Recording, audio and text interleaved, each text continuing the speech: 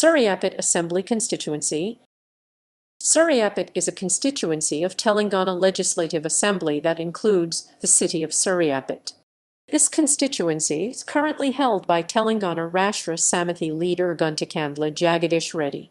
It is one of the 4 constituencies in the Suryapet district. The Suryapet Assembly constituency is part of the Nalgonda Lok Sabha constituency since 2009. Extent of the constituency. The Suryapet Assembly constituency comprises the following mandals: members of the Legislative Assembly. Election results. 2018. Winner Guntakandla Jagadish Reddy TRS 43,554. Runner-up Damodar Reddy Congress.